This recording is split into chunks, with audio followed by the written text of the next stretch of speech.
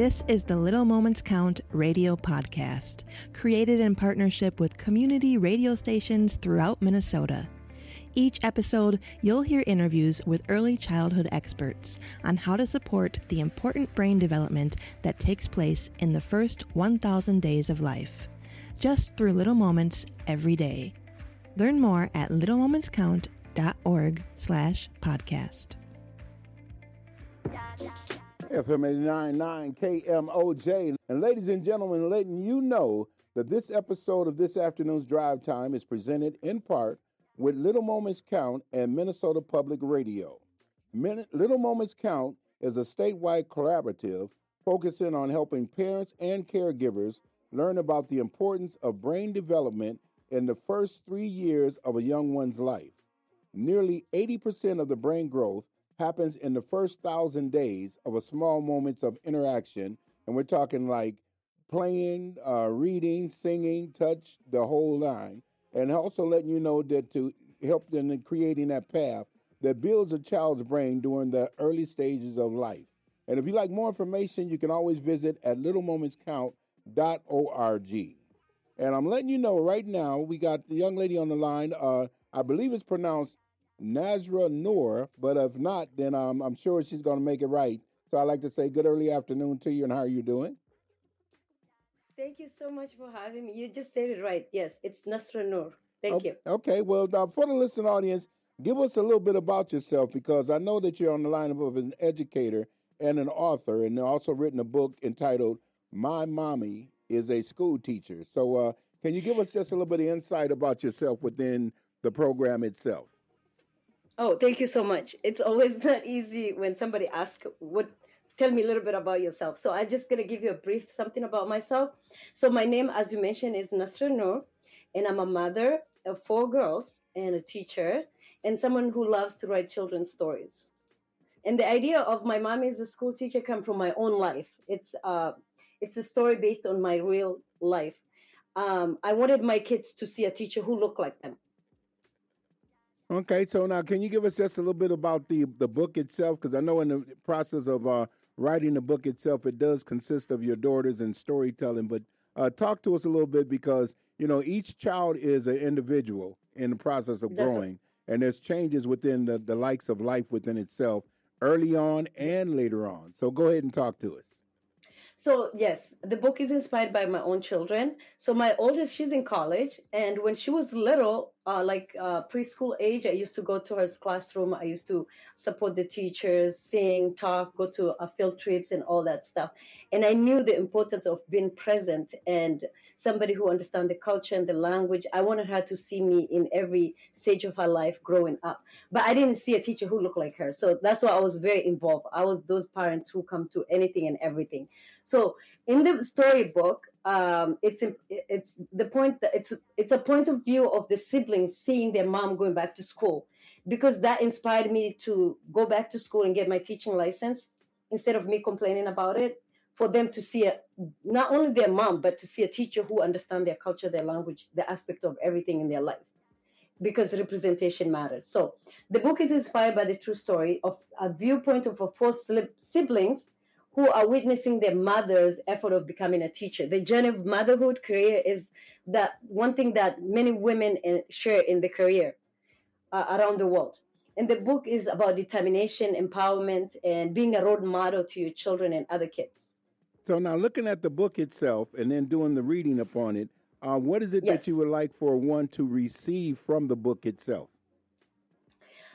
Okay, the reflection. I want every single child, telling a story is one thing, but to be seen inside a children's book and to see yourself, I believe it's very important for our little children to see the reflection of their stories.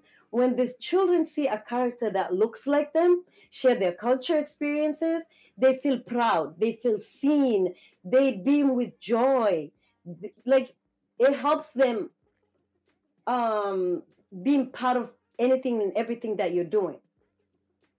And as a teacher, it's always that including everybody, the inclusion and celebrating different cultures, different backgrounds, different beliefs, different languages. It just sparks questions, laughter, enjoyment, and inclusion. So now I know that there's a lineup of the book itself, but then also within those teachings of the book, but then even beyond that, when it comes to just life in general and looking at a youngster or youth, what got you started in this area or this space of the educational side and growth side of just being humanly, if that's a word, is humanly? Okay. So as a mom, I wanted to show my kids through example.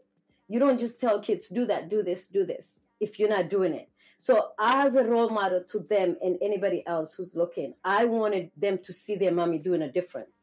And I choose this path so I can inspire them to do better and bigger. Okay. So the reason I choose I wanted them to see somebody who looked like them, number one. Number two, to inspire them. Number three, to show them whatever the way you look like, your background, your culture, your hijab, there's no limitation of holding you back to do anything that you want to do.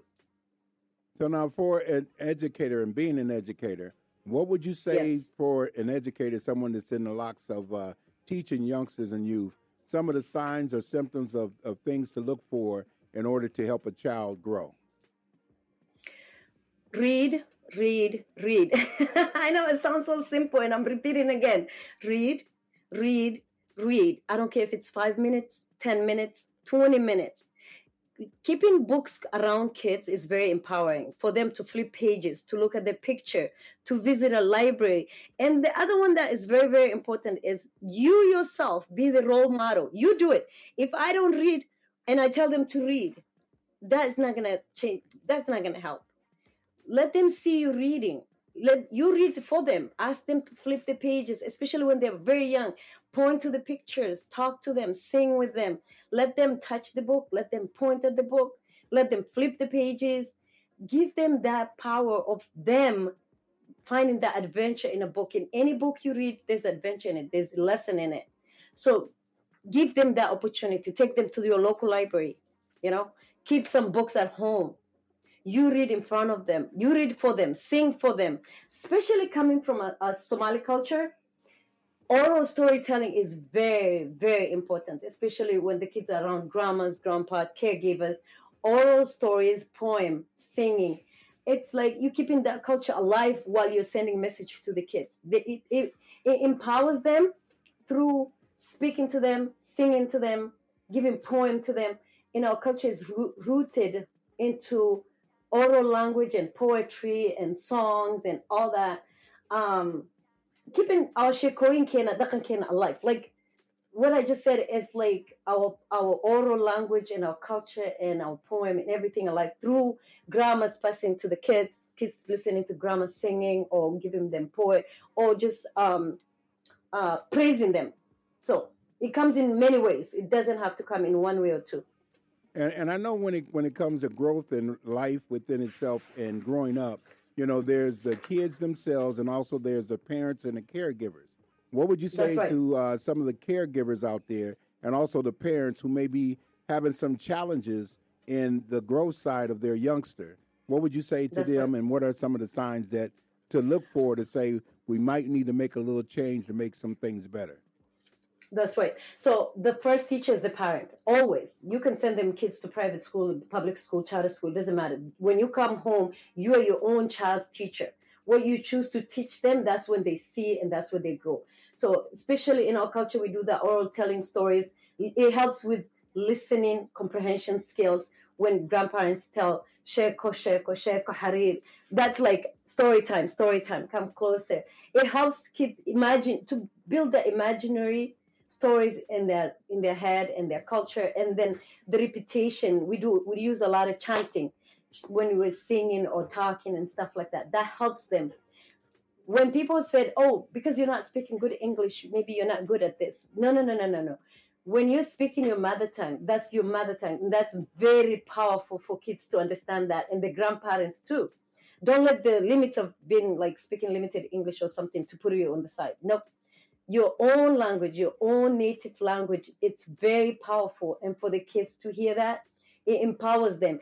Kids who speak more than two languages are extra smart than, I don't want to say it like other kids, but that's an extra talent that they bring to the table. Mm-hmm. And some of our kids not only speak one language, not only speak two languages, they speak three languages. So they have this kind of code switch.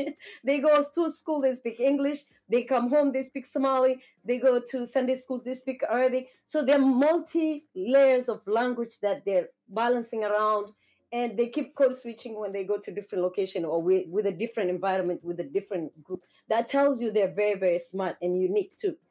And also when it comes to the youngsters themselves and at a very early age, and then as they start developing and growing, how important is that four-letter word LOVE with showing them with lifetime experiences? It's very, very, very important. It's really, really important. It strengthens the family bond. The kids will have a confidence.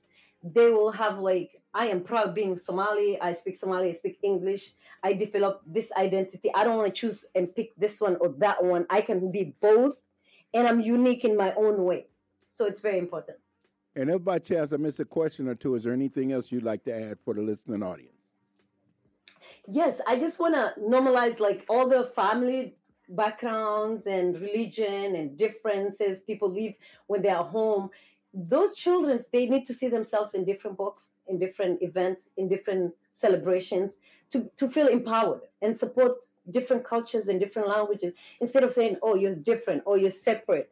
We should celebrate that. We should embrace that. We should like build into that and give the children all this, like in a storybook, give them characters that empowers them.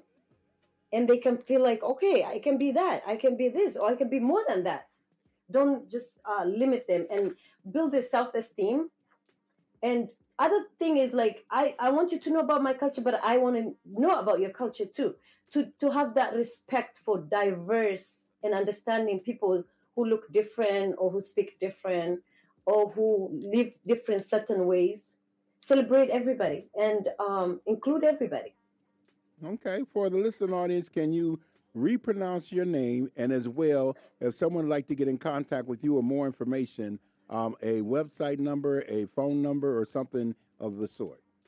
Yes. Again, thank you so much for having me, and thank you for giving me space to share my story. My name is Nasra, Nasra. My last name is Noor. And the title of the book is My Mom is a School Teacher. And my website is www.authornasranoor.com, all in one word. And my cell phone number is all the way in the website. When you go, you scroll down, it's all the way on the bottom, but I can share again. It's 952-219-0222. Again, 952-219-0222. I just want to add this too, because we're going back to school soon, and I printed 1,000 copies. If anybody is interested, book reading or back to school drive or purchasing the books, you can reach out to my website or my cell phone number. I'm open to that. So thank you so much. Okay, and thank you very much for taking the time and the opportunity and enlightening the listening audience, okay? That's right. Thank you so much. I just want to add one more advice for parents and grandparents and caregivers. Give kids a lot of books, expose them to books, different books, engage with the books. Make the reading exciting, like pretend to be the character in the book, make some funny noises or this or funny faces and stuff like that. Make the book interesting for the little kids and pretend like you're the character in the book so the kids can see you having fun while you're reading for them, especially when they're 5 and younger. So that would be my advice for the parents and teachers and caregivers. So thank you so much. Thank you as well. It's FM 89.9 KMOJ. And ladies and gentlemen, if you like a recording of this particular segment, you can always lock in at littlemomentscount.org/podcast. Or you can go to the website at littlemomentscount.org. It's FM 89.9 KMOJ. No doubt about it. It's the People's Station. Thanks for listening to the Little Moments Count radio podcast in partnership with community radio stations throughout Minnesota. You can find the Little Moments Count radio podcast wherever you get your podcasts and at littlemomentscount.org/podcast.